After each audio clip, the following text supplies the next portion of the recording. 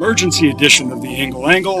If you listen really hard, you can hear the ocean in the background because this is not my house or new recording studio.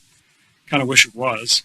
Most of you know America recently lost one of its most cherished and golden and celebrated voices with the passing of longtime sports announcer Vin Scully. Vin died at his home in California at the age of 94. He's forever known as the voice of the LA Dodgers, but for so many Americans, he's also the voice of iconic sports memories spanning 6 generations. He's the guy who called the 1986 World Series, the immortal Bill Buckner play, as well as the Kirk Gibson home run in Game 1 of the 1988 World Series. He was also the voice of the Dwight Clark catch game between the San Francisco 49ers and the Dallas Cowboys in the 1981 NFC Championship game. There are a million others. And for so many Americans, we always remember Vin's voice and his ability to call a moment without stepping on it. And it would be hard to find anyone who lasted 60 years in the public eye who had as few detractors the way Vin Scully did. I don't think he had one, which is remarkable. I don't think anybody disliked Vin. He tied our past to our present, and he did so without judgment. There was no time did Vin ever say, back in my day, things were better, which I think we all fall victim to as we got older. He never did that. So in 2015, I was covering the Dallas Cowboys training camp in Ventura, California. That's about an hour north of Los Angeles. And I had a hair, and I decided, you know what? I'll reach out to the Dodgers to see if Vin might do an interview.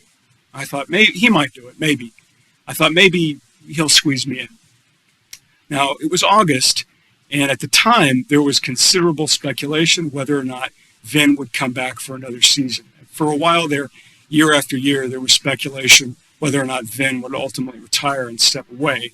So my thought was he probably was not going to do the interview because invariably I would ask him about that, and he wasn't going to want to talk about that with a reporter he never knew. Much to my surprise, he agreed to a 15-minute interview. So I drove down to Dodger Stadium. This was August sometime. And if you've never been to Dodger Stadium, make sure to add it to your sports bucket list. It's a great stadium. It's a great place to see a sporting event. It's a great place to sit there and do nothing, quite frankly.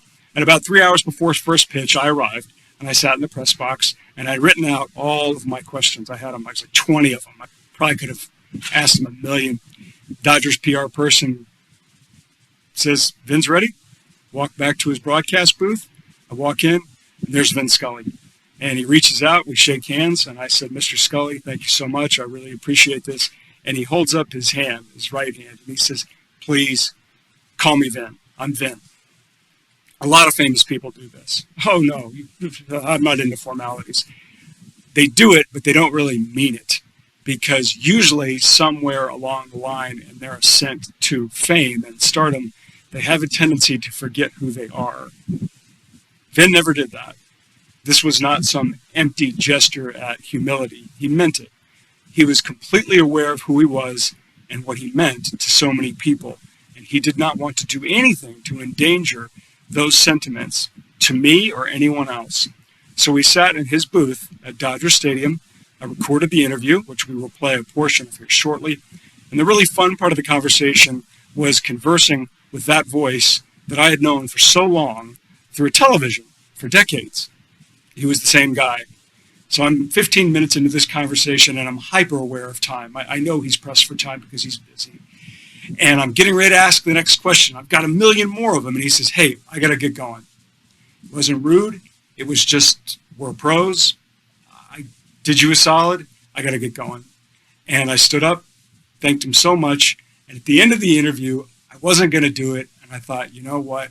I got to do it. I said, Vin, could I get a picture with you? And he said, sure, we can get a picture. So I hand my phone to the Dodgers guy, and he takes the picture, and you can see the smile on my face. I've got this giant cheesy smile, and I was so excited. I was so starstruck that I had this opportunity. It is needless to say, with great sadness, that we are all sad that Vin Scully is gone because he meant so much to so many people. But I am happy to say, so happy to say, that in his life, he was the person you hoped he would be. I've probably shut up on a roar of a crowd longer than anybody in the business. When Henry Aaron broke the record in Atlanta, I believe it was like 1 minute and 30 seconds. I never said a word. Is that hard? No, not for me, and I'll tell you why. The reason I got started in the direction of broadcasting, I was 8 years old, and I wrote a composition that I wanted to be a sports announcer. Now, when I was 8, the only thing we had, to my knowledge in those days, was college football on Saturday afternoon. They would only broadcast on the network. All 3 networks had a football game. And we had this big old radio, 4 legs, and I used to crawl under it with a pillow.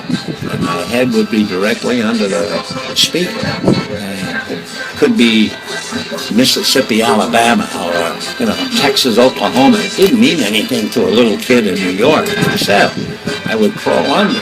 And when someone did something well, and the crowd roared, the roar would come out of the speaker like water out of a shower head. And I would just get so excited over the roar of the crowd. And I used to think, oh, I'd love to be there.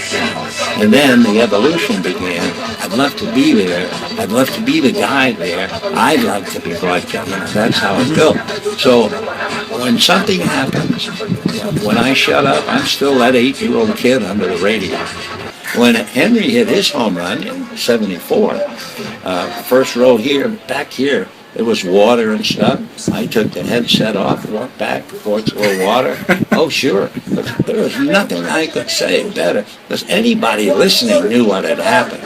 So all I did was stay out of it. 1 ball and no strikes. Aaron waiting. The outfield deep and straight away. Fastball is a high drive into deep left center field. Buckner goes back to the fence. It is gone.